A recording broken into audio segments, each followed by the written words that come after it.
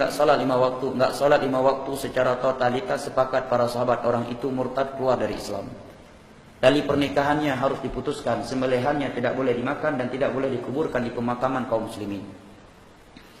Imam Az-Zahabi rahimahullah ta'ala menyebutkan kesepakatan ulama Islam bahwa pelaku orang yang meninggalkan sholat itu lebih jahat dalam Islam daripada homoseksual, daripada penzina, daripada perampok, daripada pembunuh, daripada penjudi.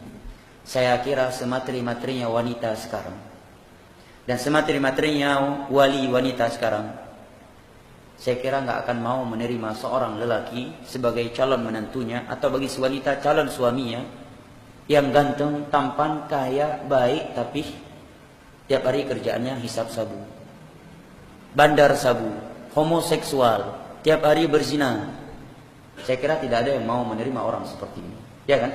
Sekaya apapun dia, seganteng apapun dia, sedermawan apapun dia, untuk apa punya kekayaan, baik, harta banyak, tapi homosek dia, penzina, bandar sabu, nggak akan ada yang mau menerimanya kalau dia tahu dari awal, ya kan? Tapi tidak sedikit dari kaum muslimin mau menerima orang yang lebih jahat daripada homoseksual, lelaki yang lebih bejat daripada perampok, pembunuh, ya, pengedar sabu, penjual khamar, peminum khamar, yaitu orang yang tidak melakukan salat. Sepakat ulama Islam, dia lebih bejat dalam Islam daripada lelaki yang melakukan liwat, homoseksual, penzina, penjudi, perampok, pembunuh. Lebih jahat yang meninggalkan salat di dalam Islam. Salat adalah satu-satunya ibadah yang Nabi mengambilnya ke Sidratul Muntaha. Nabi di Isra dari Masjidil Haram ke Masjidil Aqsa, kemudian di Mi'raj ke Sidratul Muntaha, melewati 7 lapis langit, hanya untuk mengambil syariat ibadah salat. Selain ibadah salat, semuanya diterima oleh Nabi di muka bumi, di dunia, bukan ke langit. Dan Nabi SAW bersabda, al-ahdul ladzi bainana wa bainahum as-salah, faman tarakaha faqad kafar. Sesungguhnya perbedaan muslim dengan non-muslim adalah salat. Yang meninggalkan salat, dia kafir. Ini hadis Nabi dari sahabat Buraidah, riwayat Abu Daud. Dalam hadis riwayat Imam Muslim dari Jabir bin Abdullah radhiyallahu anhu, Nabi menyatakan bainal 'abdi aw syirki aw al-kufri tarkus shalah. Antara muslim dengan kekufuran, kemurtadan dan kesyirikan adalah meninggalkan salat. Imam Ibnu Abdul Bar dalam kitabnya Tamhid, beliau hidup pada abad keempat, menukilkan kesepakatan para sahabat bahwa orang yang meninggalkan salat secara totalitas hukumnya kafir, keluar dari Islam. Hanya setelah 3 generasi berlalu baru ada beberapa ulama berpendapat kalau dia masih meyakini wajib, belum kufur, cuma dosa besar, dipenjara, disiksa, dicambuk. Tapi kalau dilihat pada pendapat para sahabat, kata Imam bin Abdul Bar, mereka sepakat. Di antara yang menyatakan demikian adalah seorang ulama tabi'in yang bernama Abdullah bin Syaqiq. Beliau menyatakan, kana sahabata la yarawna tarka syai'in minal a'mali kufrun illa shalah. Para sahabat Nabi tidak pernah menilai dan berpendapat meninggalkan suatu ibadah dapat mengeluarkan seorang dari Islam kecuali salat. Saking besarnya masalah salat ini, Nabi Ibrahim, bapaknya para nabi, bapaknya para rasul, yang telah Allah beritakan kepada beliau bahwa anak keturunannya itu dari orang-orang yang ada dari kalangan nabi dan para rasul. Bersama itu, beliau masih berdoa, Rabbi ja'alni muqimas salati wa min dzurriyyati. Ya Allah, jadikanlah aku dan anak keturunanku dari orang-orang yang menegakkan salat. Pentingnya masalah salat ini, Allah memerintahkan kita untuk memerintahkan keluarga kita melakukannya. Bukan sekedar kita, wa'mur ahlaka bis salati wastabir 'alaiha. Perintahkan keluargamu untuk melakukan salat dan tetaplah kamu bersabar dalam memerintahkan mereka salat.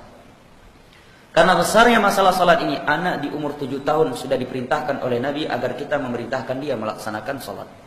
Muru auladakum bis salati wa hum abna'u 7 sinin. Perintahkan anak-anak kalian salat ketika sudah berumur 7 tahun. Wa dhribuhum 'alaiha li'ashar, dan pukul dia kalau enggak mau salat tatkala telah berumur 10 tahun. Masalah salat bukan masalah kecil. Allah berfirman dalam surah Al-Mudaththir menerangkan pertanyaan penghuni neraka, penghuni syurga kepada penghuni neraka. Ma salakakum fi saqar? Wahai penghuni neraka, apa yang membuat kalian tersungkur ke dalam neraka saqar? Mereka menjawab, lam nakum minal musallin, karena dahulunya kami tidak melakukan salat. Masalah salat ini saking besarnya masalah salat di sisi Allah Jalla wa Ala. Jangankan meninggalkannya, melakukannya di luar waktu atau tepat waktu, hanya saja dia dengan sengaja tidak menerapkan wajibat dan rukunnya, Allah ancam dengan sebuah lembah yang ada di dalam api neraka. Allah berfirman, "Fawailul lil shallin alladzina hum 'an salatihim sahun." Wail kata sahabat Abdullah bin Abbas, wadin finnar, sebuah lembah yang ada di dalam api neraka. Wail bagi orang-orang yang salat, alladzina hum 'an salatihim sahun, yang sahun dari salat mereka. Maknanya kata para ulama, sahun dia mengerjakan sesuai dengan rukun, wajibat, sunnah, tapi di luar waktu. Subuh kena jauhkan tu baru sembahyang subuh. Asar ketika waktu sudah habis. Maghrib di waktu isya. Atau tepat waktunya, tetapi tidak menjalankan rukun-rukunnya, tidak menjalankan wajibatnya dengan sengaja. Ini Allah ancam dengan wail, apalagi kalau dia tidak melakukannya sama sekali. Dan Nabi SAW bersabda dalam hadis riwayat Imam Abu Dawud dari sahabat Abu Hurairah radhiyallahu anhu, "Inna awwala ma yuhasabu 'alaihi al-'abdu yawmal qiyamah as-shalah." Bahwa ibadah yang pertama kali dihisab di hari kiamat setiap hamba adalah salat. Kalau dia sukses dalam masalah salat, maka sangat besar kemungkinan dia akan sukses dari yang lainnya. Kemudian kata Nabi sallallahu alaihi wasallam, kalau dia memiliki banyak kekurangan di dalam salat wajibnya, maka Allah sempurnakan dengan salat sunnahnya. Nah,